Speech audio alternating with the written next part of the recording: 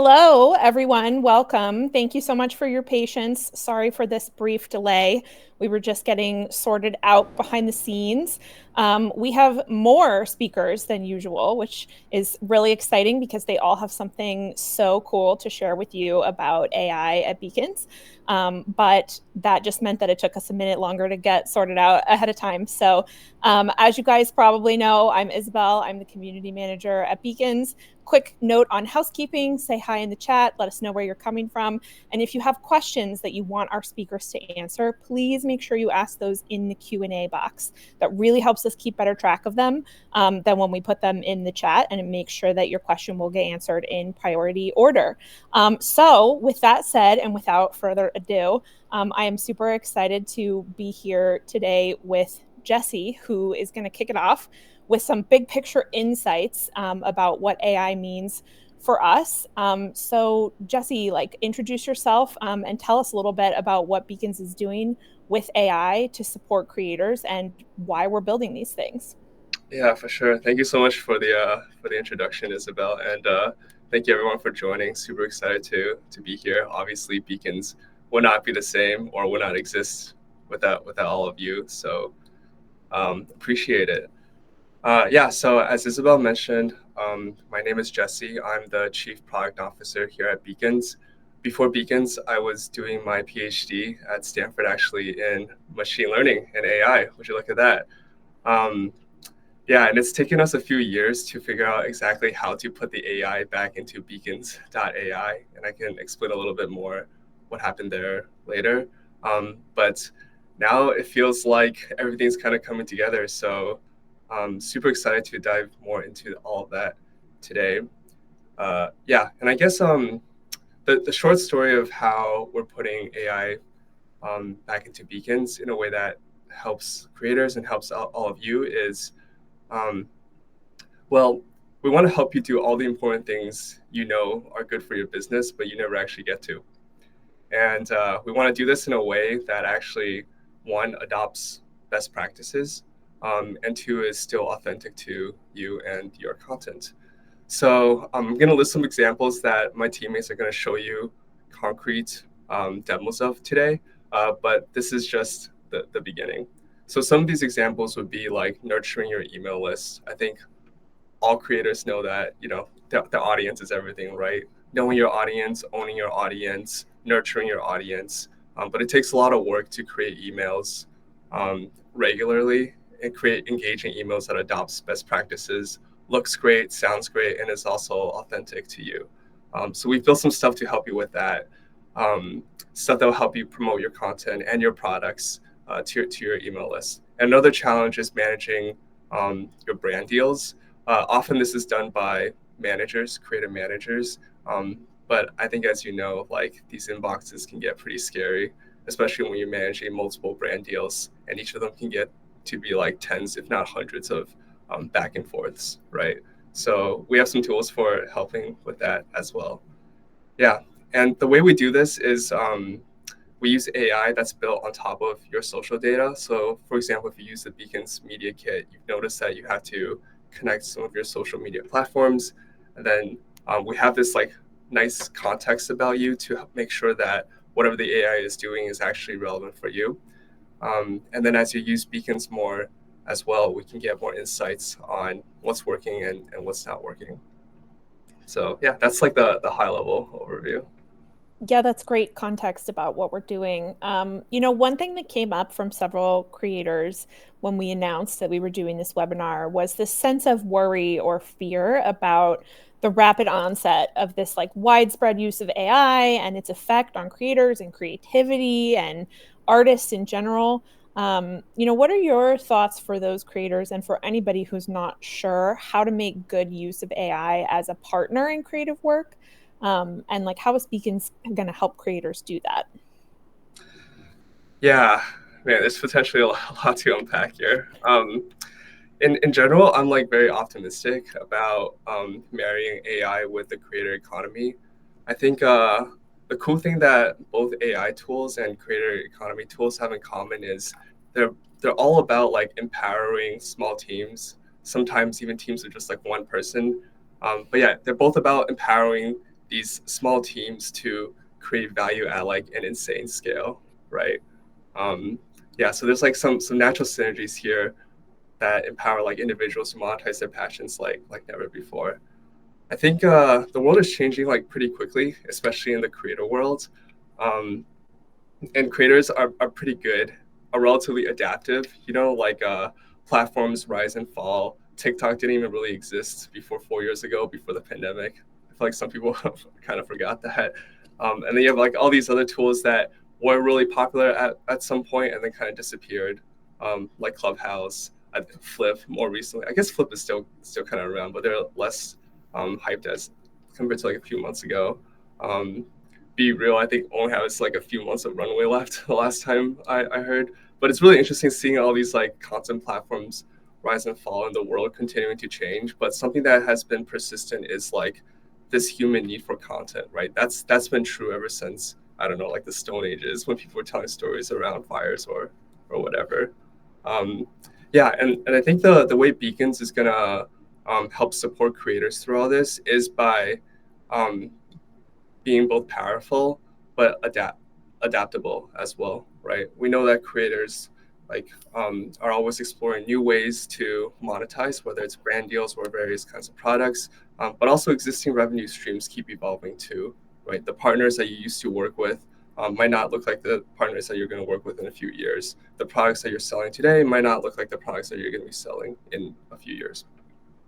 So yeah, hopefully you've noticed that we build pretty quickly at Beacons, and we're always trying to stay pretty close to what's most important for you. And AI is gonna kind of help us do that. So as you use tools, even tools that you might not use anymore a year from now, depending on what's relevant, we still like gain context about who you are, who your audience is, and where it's going, and then we can use that context to make sure that the tool remains relevant for you in the future. Yeah. So I think in general, just this creative mentality of constantly evolving, being resilient and adapting, we try to adapt as well. And we want to make sure our product reflects that.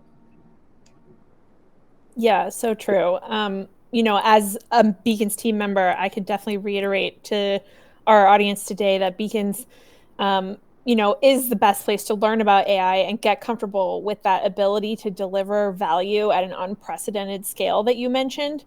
And I really think that is because of the company's history and experience with AI. I mean, we were called Beacons.ai, way before like the AI frenzy kind of swept through, right? So you mentioned that you would speak a little to the history of the team and the company, and how the AI and Beacons AI came to be. Yeah, yeah, for sure. Yeah, so when I created Beacons with my co-founders, this was in like early 2019. We were all doing grad school at Stanford. We were all working in different areas of AI and machine learning. Um, at the time when we decided to build a company, a huge reason why we did so is because we thought like, hey, machine learning is like a pretty powerful tool, right? Like surely there are problems in the world we can solve with this.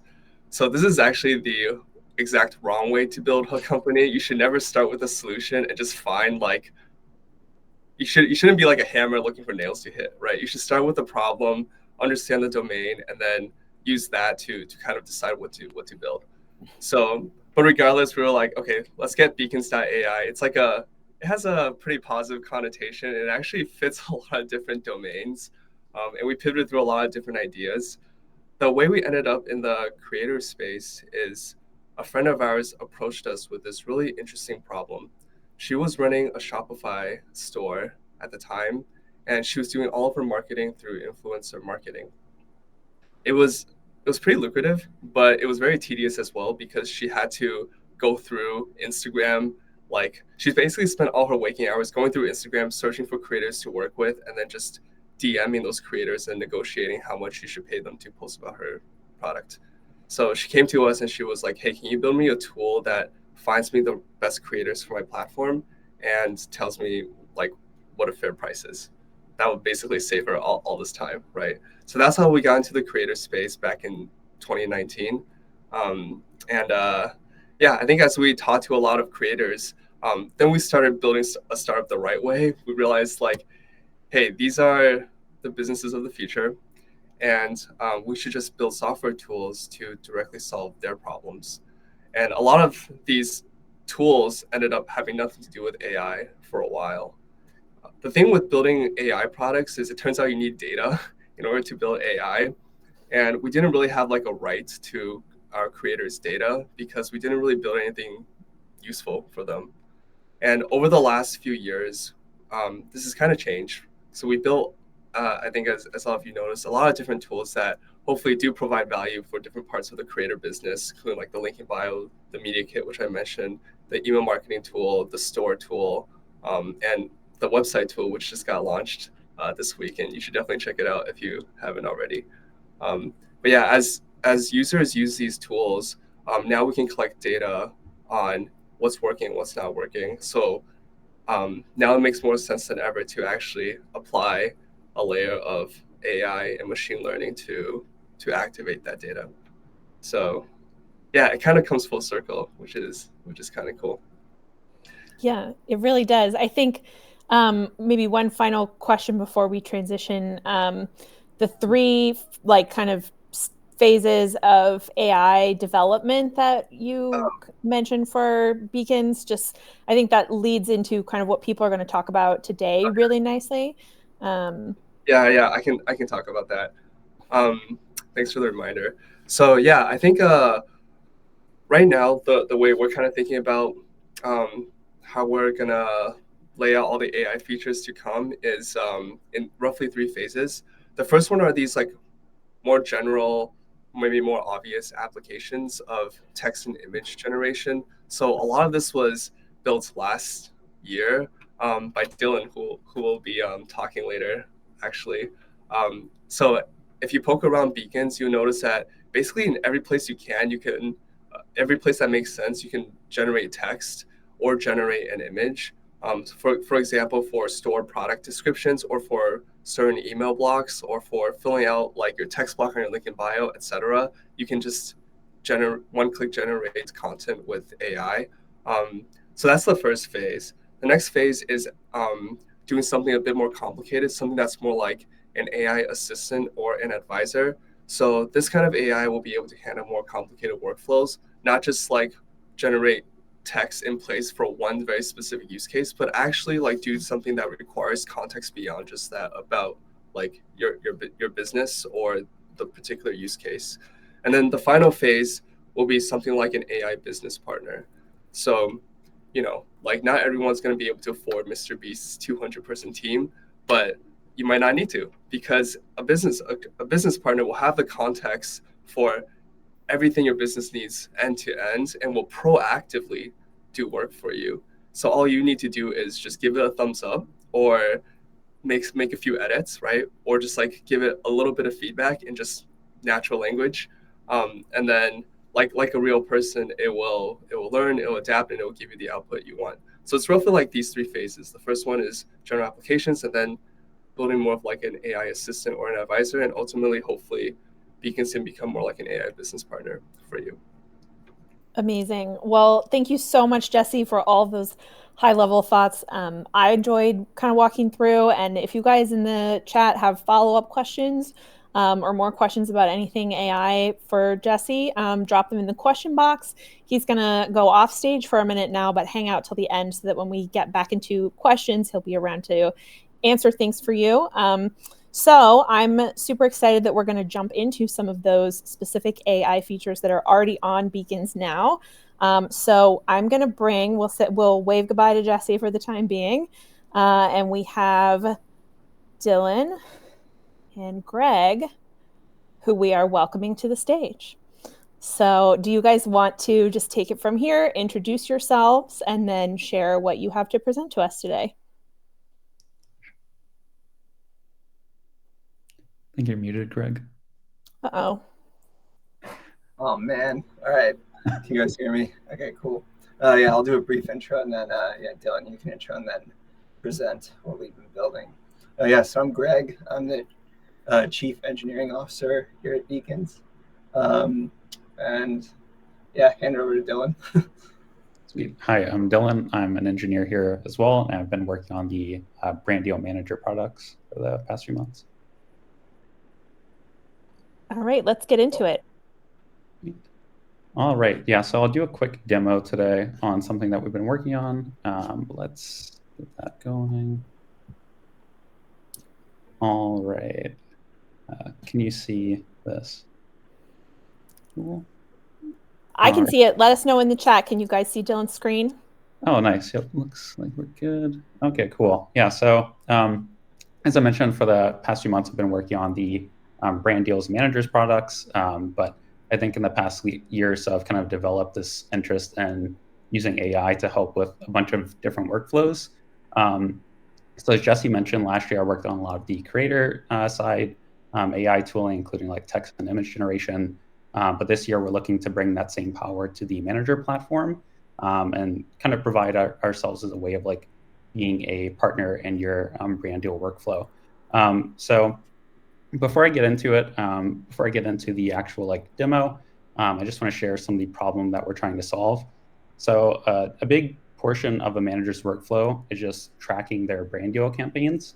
And a goal for helping with that is just building this campaign reports product, which has existed for a few months now. But right now, to actually track these brand deal reports, you actually have to go into your email and go back and forth between like a email thread here and populate the existing brand deal campaign. So here's an example campaign, which we track things like the campaign name, the brand, the start date, the budget, and a bunch of other details here. And we also have a creator-facing side of it where if you're a creator that's tied to a campaign, we have this by creators view where as a creator, you can see any campaigns that you're involved in or leads that you might have, as well as any additional milestones or deliverables that you may have to accomplish to actually get the campaign completed. But one thing, again, as I mentioned, is a lot of the back and forth between an email and a campaign can be tedious.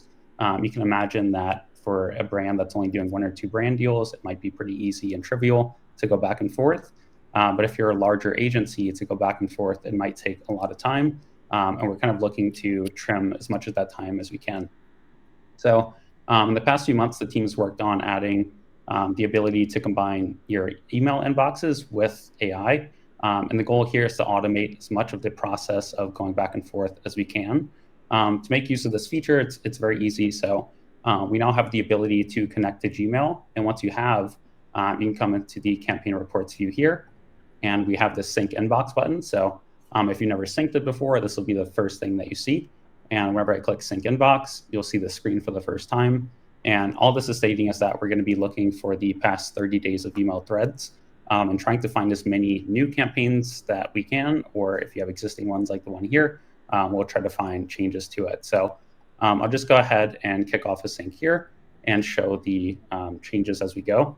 Dylan, I think some people are saying it's like pretty small. That might just be the way it is on Crowdcast. I know we all just jumped off video for a second to try and see if that would make it bigger. It didn't really seem to have too much impact. But if you can zoom in on anything, just Command plus, a couple times, that should make it better. How's this? Sorry about that. You didn't miss too much, to be honest. I'm seeing some people say it's blurry too. It's not blurry for me. So there was a tip in the chat. If you're watching on your phone, you can use 2 fingers to make the presentation larger. I think, unfortunately, the blurriness has to do with the connection, your personal connection, and it might just be lower. Yeah, might just be the reason. Lots of good tips in the chat if you're looking for support on that. But this is helpful. I can see it better now. So I'll let you keep going, Dylan. Oh, sweet. Yeah, I do see one full screening it. That might help. But yeah, feel free to let me know if anything else looks kind of weird. But yeah, so one thing that I think is important to note is like this is a sync that can run in the background. So we can see this progress bar at the bottom here. All that indicates is the number of email threads that we've processed relative to the total number of threads that we want to process. So as a manager, if you're running the sync, you can have a better idea of how long this will take, as well as how far we're actually getting into the inbox. And another thing is once we find campaigns, we'll show all of them in this drawer here. If you don't want to see them, you can just close this out and view the ones that you've made yourself. Otherwise, you can kind of have this triage process where we'll show you high-level details about the campaign, including the name, the brand that was detected, as well as any creators if we find them. And we also have things like sources, which are really just who sent the pertinent email for the campaign. So let's say that this campaign doesn't look related to the campaign that you've seen before. You can just reject it and you'll never see it again. Otherwise, if it does look like a campaign that you've worked on, you can accept it and it'll be added to your campaign reports table here. And otherwise, you can just keep accepting and rejecting it. And the more that you triage these campaigns, the better our models will be at actually being accurate with our detections. And I'll let this run for now and show some of the details that we actually collected. So this is just one AI detected campaign. So again, we have the campaign name, the brand, a start date, the budget, as well as a bunch of other notes. And all of these come from the actual email thread. So these aren't using any existing information outside of the email thread contents. And to see the example email here, you can just see that it came in and it looks like it's a May 1st start date. I think there's a budget of $10,000 and this view will update every time a email is sent to that thread. So another cool thing is while this sync, it's pretty lengthy, we're taking 30 days of inbox data. Every subsequent sync that you do will just check from the last point of your last sync. So once this one's done and I run another sync, it'll just check from this point going forward. And a cool thing about that is, let's say we detect changes to an existing campaign, then if you come into the campaign itself, if there's a field with a suggested change, so let's just say there's a budget suggested value, we'll actually show you a pop-up here with the suggested value directly. And you can accept it if it looks correct, and it'll be added to this campaign report permanently unless you change it. Otherwise, if it doesn't look correct, you can reject it. And again, that same action of accepting and rejecting will allow us to build the model's accuracy over time. So in conclusion, this was a very large team effort. I think that this kind of sets the stage for just adding more foundational tools like this to your workflow. And while this is in the manager side, I do think it kind of sets up the foundation for bringing a similar workflow tool to your workflows as creators. So even if you're not managing campaigns, maybe there's something tedious that you're doing in your workflow. And we'd love to hear any ideas that you have about that or any feedback on the system in general. But for now, that's the AI campaign detector, and thank you for watching. Amazing. Thank you so much, Dylan and Greg. Dylan and Greg are going to hang out on the backstage, and they will be back to answer any questions. So if you guys have any particular questions that you want to ask about this, I didn't see any come in yet, but if you do, make sure you put them in the Q&A box. So thank you, Dylan and Greg. And now we are going to welcome Henry and AJ to the stage. And I'm going to just make sure I bring them down. And you guys can introduce yourselves and then take it away. So AJ and Henry. All right, I'll let Henry introduce himself first. Hey everyone, I'm Henry. I'm one of the engineers that's been working on email, and more specifically AI generated email over the last couple months, and I'm excited to demo it to you all. All right. I'm AJ. I'm a product manager. I've been working on email for about 1.5 years now at Beacons, and Henry and I are both based in New York. We've been working on this AI for the better part of this year. And yeah, I guess I'll walk you through a little bit of the background and then hand it over to him for the demo. So I will share my screen.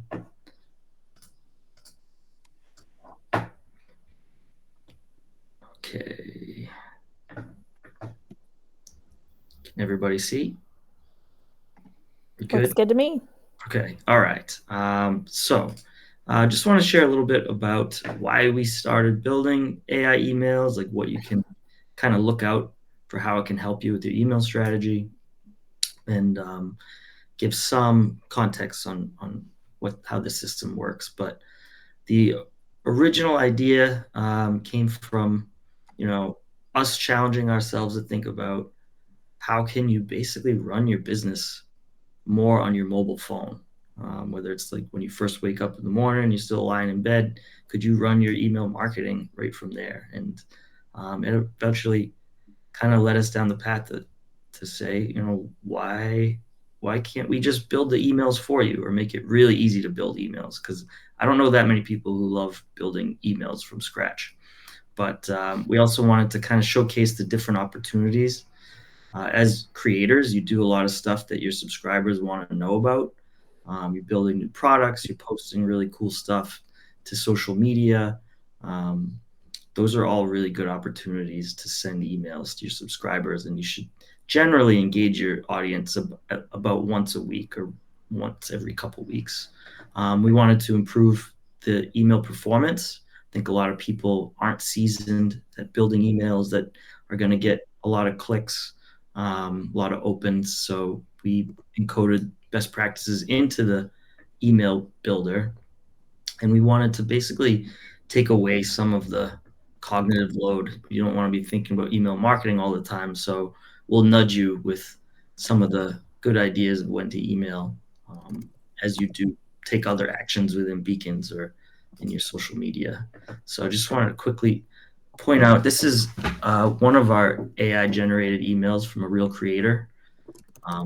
This email does follow some good best practices that I wanted to kind of showcase, and we can share this later for you to look at. But basically, you have some big bold buttons, preferably above the fold on both desktop and mobile. So when they open the email, they see the button. We have a good compelling headline. The text is all legible. And you reinforce your actions, have about 250 words of text. And then whatever you're featuring in that email, it's always good to have sort of spillover content, other things you're trying to promote, such as your other products or other videos that you're releasing. Our AI email builder does do a lot of this for you, and then you can go in and edit it to however you want to customize it. And we have two ways to generate these emails. You can just go into various points in the product and have us manually generate it. So one way to do that is to start a broadcast, and you'll see on the sidebar in the email marketing app, this generate with AI. Click that, and it will prompt you to enter a URL, and then we'll generate a whole email trying to promote that URL for you. But we also generate some of these without you needing to go in and do anything, just from other actions you take. Henry will talk through some of that, but an example would be if you publish a new product, sometimes we'll send you a fully built email promoting that product to your own email address, and then you can go back into Beacons and customize it and send it. That is so cool. And so I'm going to hand it off to Henry, but we have these, kind of 4 basic types of emails. He'll show you what they look like and how they work. Awesome. Thank you, AJ. Let's take a look at some of these emails. So the first, can everybody see my screen okay? It's just coming up. I think it takes a second. All right, I'm good now. Amazing. All right, so I'm going to start by demoing our store product promotion emails. This is one of the first AI emails that we implemented. These are kind of a series of demo products that are inspired by real products that users are using and selling with today. So if you go into the Promote tab of the store page, you'll see this Generate Email action. And if you click on that, we will generate you a store product promotion email in the background. You can also find a link to generate these store emails within the link in bio store block as well. So wherever you have your store product, if you hit promote, you'll see that, and look at that, we're ready to go. So like AJ walked us through, this email is structured in a high performing email format where we have a nice catchy headline, an above the fold CTA, a nice image from the product page, a product description that's generated from your product description in your actual product when you're selling it. So this will have specific context to that product. It will use some of your personal voice, some of the product description, and it will, aim this right at the audience that you're sending to. And then if you scroll down, we will also cross-promote some other products that you have. So try to pick some of the recent, some relevant products, and create a fully featured nice email for you. And one recent feature we've added by a lot of user feedback is the ability to style these emails post-generation. So once we generate these emails for you, we'll try our best to pick the correct style or a good style for the type of content that you are promoting. But if that isn't exactly what you want, or you want to tailor this to a specific theme, you can head on over to the left here, pick a different style. It will change the styles for your whole email right in front of you.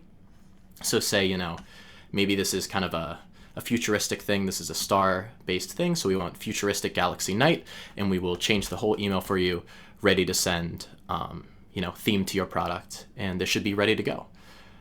Next up, let's take a look at some of the link promotion emails. So if you head on over to email marketing, you will see the CTA here, CTA for our AI email builder. You can put in any link here and we will promote an email for you. And then likewise, if you head to the new broadcast page, there's this generate with AI, which will take you to the same link here. So let's make an email. I pulled up a recipe that I've been following recently. If anybody wants to branch out with their pasta, this is a great suggestion. Highly recommend. But I can just put this into the link generation field, let that generate up for me, and we'll wait for that for just a second. If you want something fun to look at, you can watch it build in front of you here, but that's not required. And yeah, so we have the photo for that. We have the description for that page. We will cross-promote some other links that you have. And yeah, this should work for pretty much any link that you put in. So feel free to promote whatever you have to promote, and this should just work for you. And if it doesn't, let me know, and I'm happy to, tweak that more. But this should work for any link you have. And then we have specific special support for YouTube videos.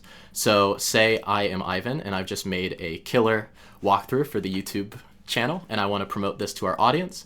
You can grab a link to that, go on over to the email marketing, paste that link in, hit generate, and we will generate you a specific product or video launch email. So this happens if you put a YouTube link in. Also, if you publish a YouTube video on your link in bio, we can generate you an email on the fly and just email that to you. So as a nice new video launch email. So yeah, we have the video here. We have a watch now. We have a nice videos block. We can tailor this to whatever we want. Maybe this is the vibe we're going with. Maybe it's this. Whatever you want, you can do it. And all of these should be ready to send, good copy and all that. And then the last thing we're going to take a look at is we have a new social digest email. So we currently support Instagram, TikTok, or YouTube, and this is designed to look at your past month, look at the content you've published, and send a fully featured update to your fans. So this is a more involved type of email than the other AI-generated emails we've been working with.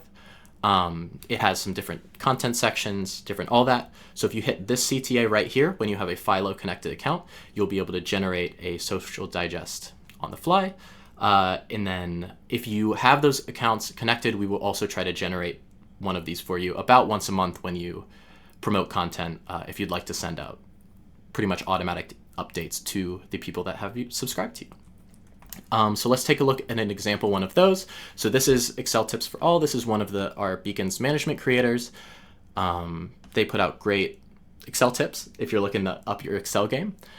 So we have this promo section here, month in review, that's promoting a specific post. And then we'll also have a call out section that will show different content you've posted. So whether this is Reels, TikToks, just gallery posts, anything like that. We'll intermix different YouTube posts, different Instagram, TikTok posts. You can style this all. So say I want to go more with like an earthy green look. You can restyle your whole email. That should just work for you. And these should all be ready to send just like this. So yeah, I'll stick around. Let me know if you have any questions later.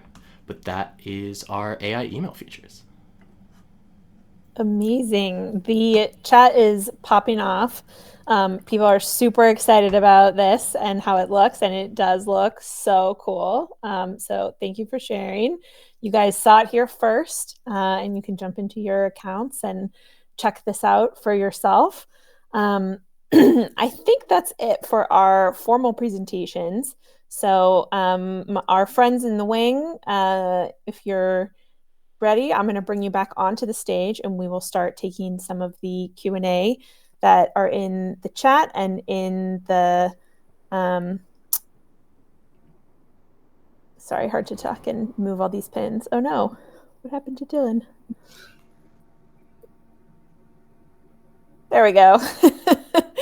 Better than having you tiny in the corner like that. So I will say not all of these questions are super related to AI, but I think we can still answer all of them. Real quick, I'm just going to address, where can I find this recording after? Right here. As soon as we end this live, it will be automatically right here on this landing page for you to start rewatching as soon as you want. We will also host it on our own YouTube, usually in a couple of days after the event. All right, I promised Tiara that we would put AJ on the hot seat for this one. Does Beacons offer email waitlist signups? I want to do a launch where people join a waitlist. I guess I have to understand better what you mean by a waitlist. If I were going to do a waitlist, I would do it like this. So we have an email sign up block on the link in bio. You can have multiple email sign up blocks. You can also have multiple pages and put email sign up block on a separate page. You can change the prompt and all the communication around that sign up block. We will, when people sign up for their email through that block, we will attribute those signups to that block. So when you go into your audience manager, you'll be able to sort and filter by people who signed up to that specific block. We have a really new cool feature with that. You can now redirect from that sign up block to another page. So once people sign up, you can take them to an additional page. You can even put another block on the additional page and collect more information. And I think we've thought about things like countdown timers for waitlists. I think it's something we're thinking hard about, but you could go, there are some available on the web. If you search just countdown timer GIF, you can find that on Google and then go get a countdown timer GIF and put it on your link in bio page right above your email sign up. And that should give you a pretty good capability to do a sort of countdown launch waitlist.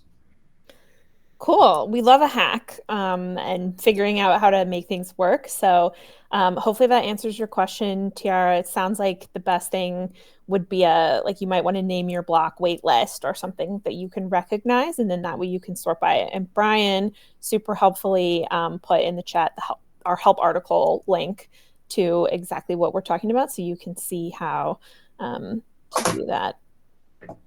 Next question. Do you see a password-protected member-style site in the future for Beacons? This might be a Jesse question, big picture roadmap stuff.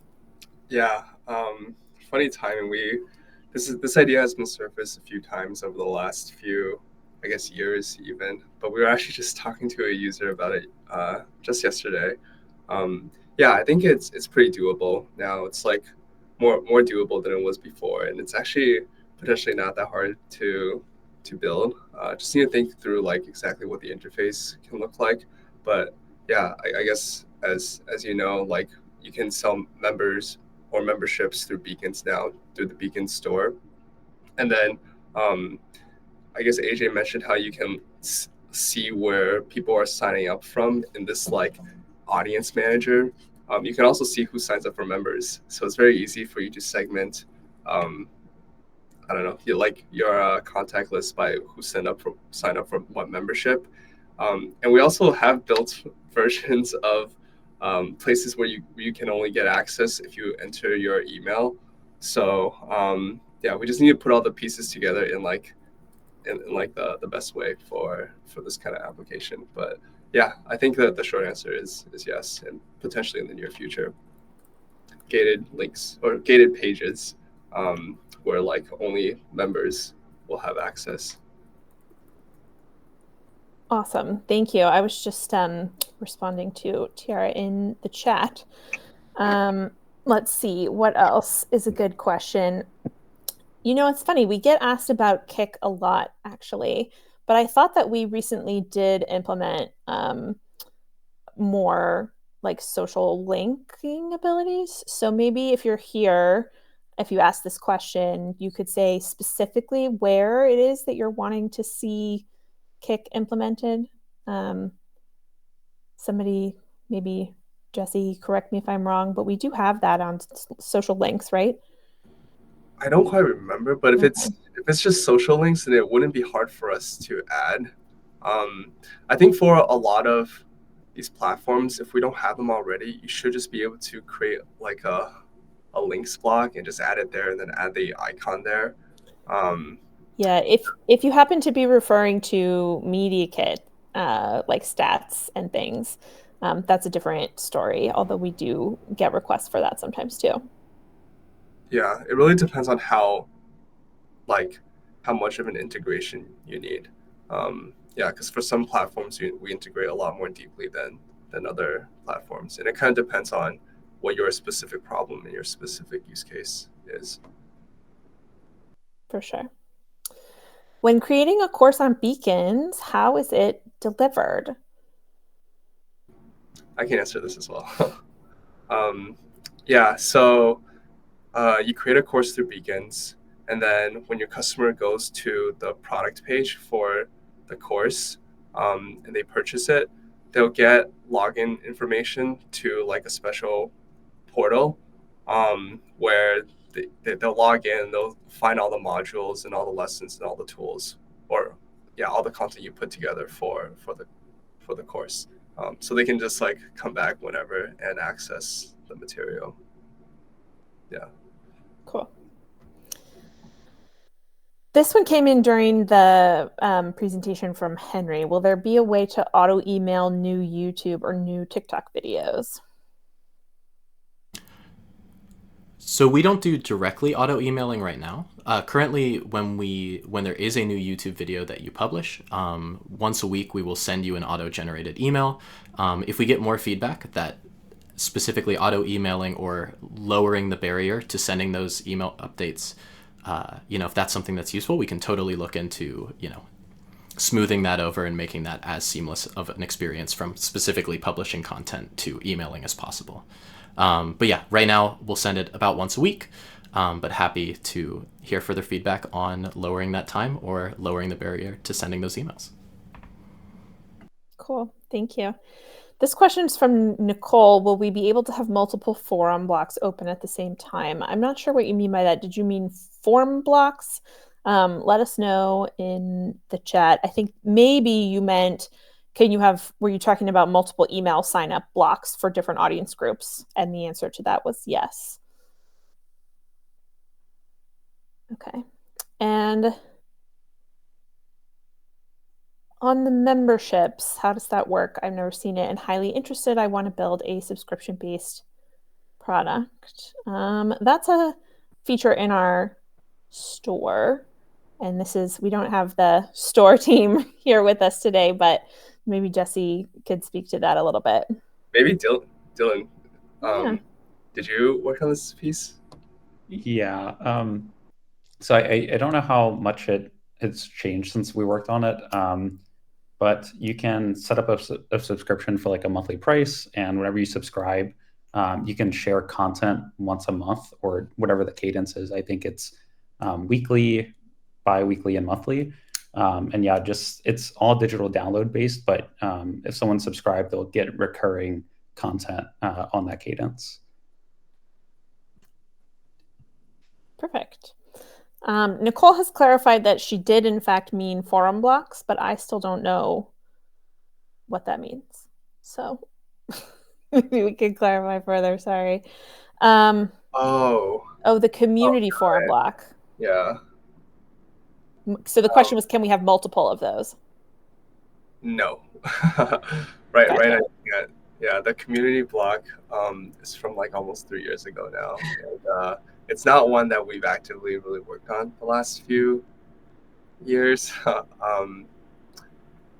Yeah, we thought about like redoing it a few times, but we just haven't gotten around to.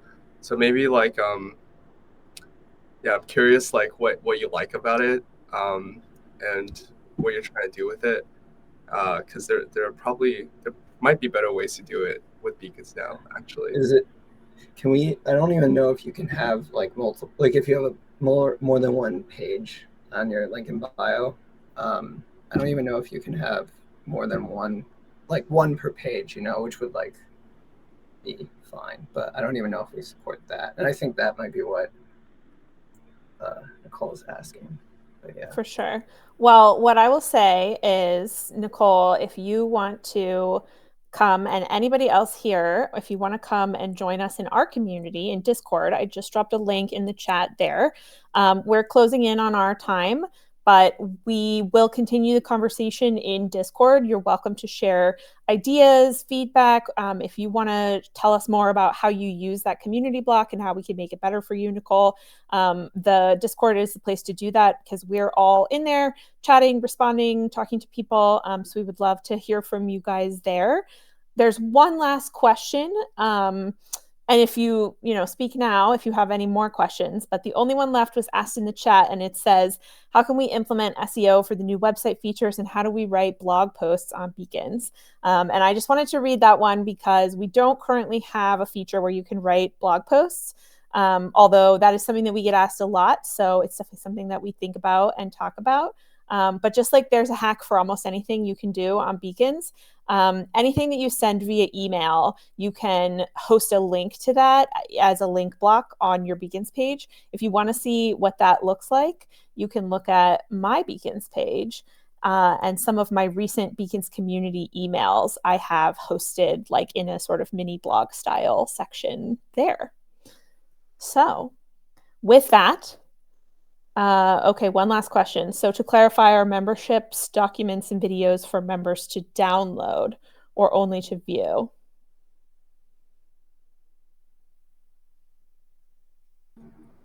I think at the moment it would work the same way that a digital product would work in the sense of it's a digital file upload, but if you wanted to do a video, it would have to be a link to the video, as far as I can tell. And for actual video hosting, I think that's where our courses product has that functionality, but I don't think that's been brought to memberships at the moment. Okay, great.